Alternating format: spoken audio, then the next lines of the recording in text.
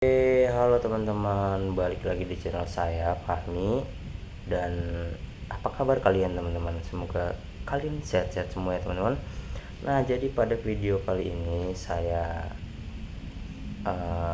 akan membahas terkait dimana zaman sekarang tuh zaman yang sudah serba digital, mulai dari belanja, lalu transportasi, sampai urusan keuangan pun udah pindah ke aplikasi. Jadi kalau misalkan dulu kita harus ribet ke bank seperti kayak ingin buka rekening atau store tunai atau ngurus kartu, sekarang sudah bisa semuanya kita akses langsung dari handphone teman-teman sendiri, selama teman-teman masih memiliki internet ya teman-teman. Nah, dari salah satu aplikasi-aplikasi besar di dunia bank digital ini di Indonesia, saya di sini bakal nge-review aplikasi bank digital yang bernama Bank Jago.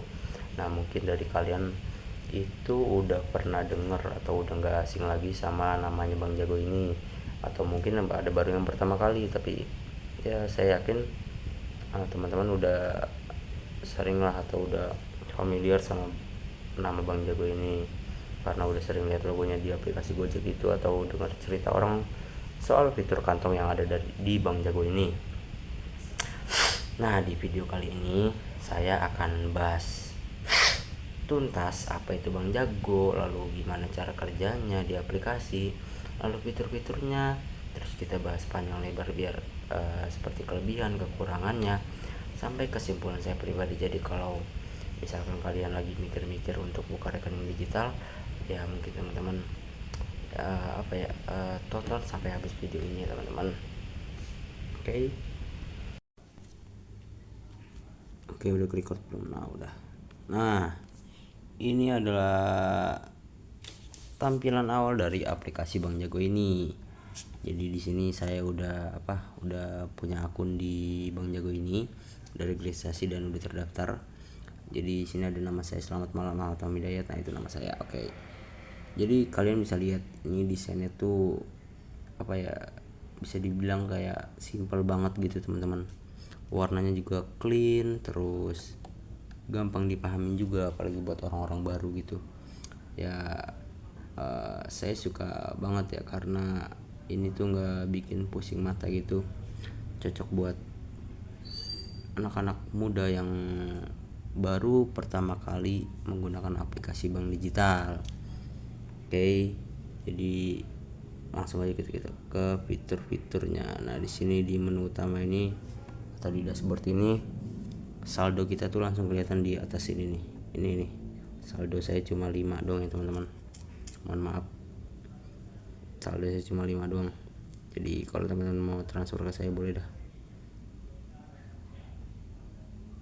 Di halaman utama ini kita langsung dikasih kayak shortcut ke menu penting kayak buat transfer ataupun top up ataupun bayar tagihan, sama fitur kantong ya teman-teman.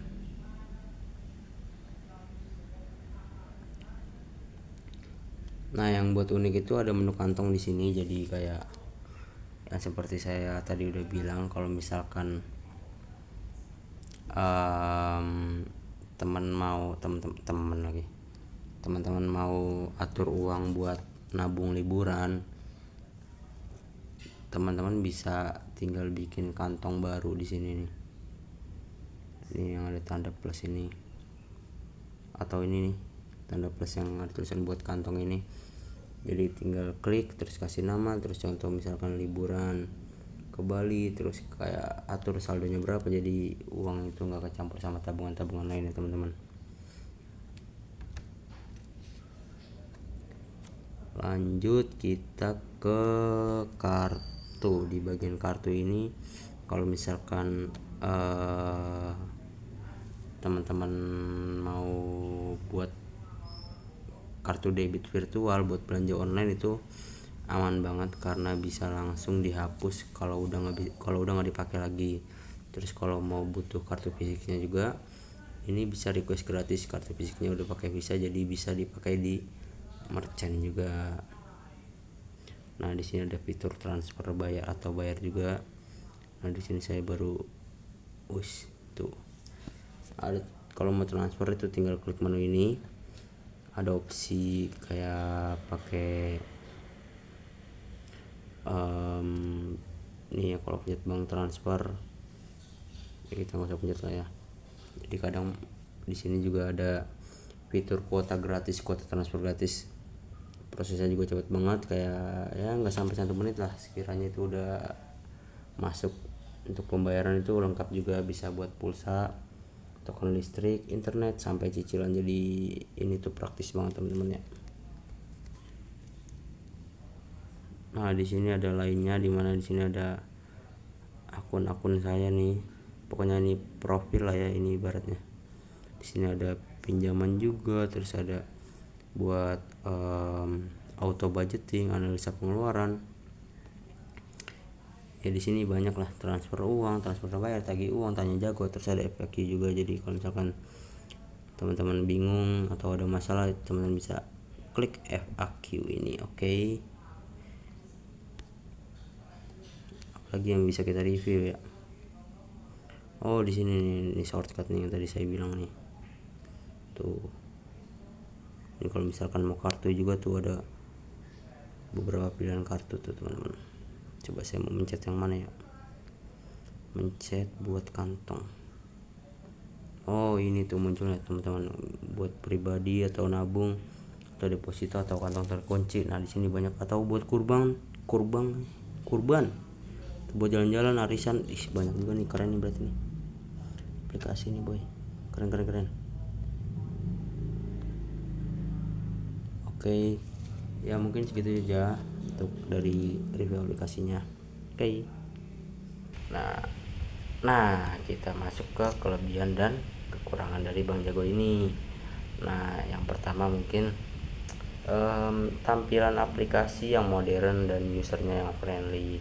Jadi desain daripada aplikasi Bank Jago ini itu clean, gampang dipelajarin juga. Bahkan buat orang yang baru pertama kali pakai bank digital ini sangat ramah atau sangat mudah untuk digunakan, untuk dipahami ya. Lalu yang kedua ada yang namanya kantong atau pockets. Ini merupakan salah satu fitur yang unik juga, beda dari bank yang lain, dimana ini bisa ngebuat atau ngatur uang kita itu jauh lebih rapi. Cocok untuk orang yang suka budgeting detail ya teman-teman. Lalu yang ketiga, gratis biaya admin dan transfer. Jadi ada kuota gratis transfer tiap bulan ke bank lain, cocok untuk anak kos atau mahasiswa biar hemat biaya admin juga. Lalu yang keempat, integrasi dengan ekosistem digital, dimana ini nyambung ke Gojek, nyambung ke Bibit dan aplikasi partner yang lainnya. Ini membuat transaksi itu menjadi seamless gitu sih teman-teman. Oke, kelebihan selanjutnya mungkin kartu debit virtual itu bisa terjamin aman ya teman-teman. Kalau misalkan teman-teman sering belanja online teman-teman sering belanja online, itu lebih aman menggunakan kartu virtual karena bisa dibatasi dan gampang diblokir kalau misalkan ada tindak yang mencurigakan atau kejanggalan lah gitu teman-teman. Lalu kelebihan selanjutnya itu proses daftarnya yang cepat teman-teman. Jadi teman-teman gak perlu waktu lama untuk istilahnya ACC daripada aplikasi Bank Jago ini, karena full online, cukup upload KTP dan selfie aja. Teman-teman gak perlu datang ke kantor Bank Jago ataupun ya ke lokasi Bank Jagonya langsung, itu teman-teman gak perlu. Nah lalu di kelebihan selanjutnya itu bisa membuat akun bersama, di mana di sini tuh ada fitur kolaborasi di kantong. Jadi kayak kalian bisa nabung bareng teman atau partner. Kalau misalkan contoh uang kas dari teman-teman itu bisa ditabung di sini, kayak uang kas buat liburan itu bisa ditaruh di sini ya teman-teman. Lalu yang kedelapan ada bebas dari minimum saldo, dimana ini nggak ada aturan saldo mengendap seperti halnya bank konvensional lainnya. Lalu kelebihan selanjutnya itu cocok buat anak muda karena simple, fun juga, dan bisa dikustomisasi. Banyak anak muda lebih milih Bank Jago dibanding bank lama. Nah, untuk kekurangannya ya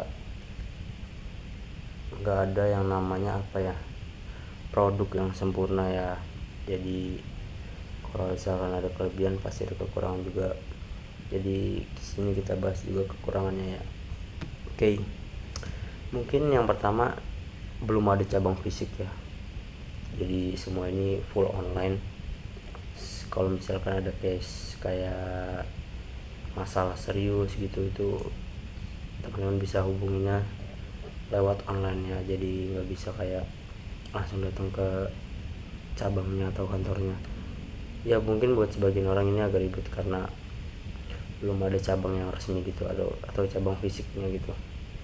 Lalu yang kedua, ATM-nya juga terbatas teman-teman. Jadi Bank Jago ini nggak memiliki ATM sendiri. Jadi kalau misalkan mau tarik tunai itu harus menggunakan jaringan ATM bersama atau prima. Biasanya itu ada di minimarket gitu sih teman-teman, kayak Indomaret, Alfamart. Jadi ya terkena biaya kalau misalkan teman-teman ada di luar kota gitu sih teman-teman, di luar kota. Lalu kena cas lah istilahnya. Lalu selanjutnya, kekurangan selanjutnya itu fiturnya masih terbatas, dimana fiturnya ini belum ada yang namanya deposito, lalu kredit atau pinjaman. Jadi ini tuh lebih fokus ke tabungan harian aja. Jadi belum ada yang fitur-fitur lainnya kayak tadi. Nah, kekurangan selanjutnya mungkin promonya yang kurang menarik dibanding e-wallet kayak Dana atau OVO atau ShopeePay. Itu promo cashback atau diskonnya itu lebih sedikit dari mereka. Lalu yang kekurangan selanjutnya itu bergantung pada internet, dimana semua transaksi itu harus online. Kalau misalkan sinyal jelek ya agak sulit lah ya teman-teman. Lalu yang keenam, kurang cocok untuk generasi yang generasi tua lah ya kasarnya, karena ini full digital. Jadi kalau orang-orang yang ya orang tua kita sendiri mungkin agak gaptek ya kasarannya gitu, jadi agak ngebuat bingung lah.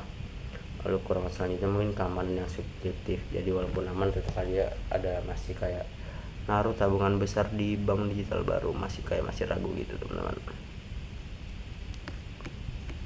Nah, selanjutnya di bagian kesimpulan ini saya menyimpulkan kalau Bank Jago ini cocok banget buat anak muda ataupun mahasiswa ataupun pekerja atau siapapun yang pengen ngatur keuangan dengan lebih rapi. Fitur kantongnya juga benar-benar jadi nilai jual utama karena bikin kalian itu bisa pisahin uang sesuai tujuan.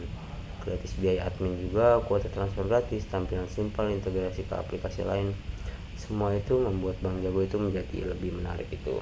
Tapi ya tadi ada kekurangan yang dimana fiturnya belum selengkap bank konvensional, belum ada cabang fisik juga, dan promo kurang banyak. Jadi Bank Jago lebih cocok untuk keamanan atau kebutuhan sehari-hari dan lifestyle, bukan buat semua jenis transaksi keuangan. Jadi kalau kalian itu tipe orang yang sering belanja online atau suka ngatur budget detail dan pengen simple tanpa ribet biaya admin, menurut saya Bank Jago ini worth it banget untuk dicoba atau digunain lah teman-teman. Ya mungkin segitu aja review singkat dari saya terkait Bank Jago ini.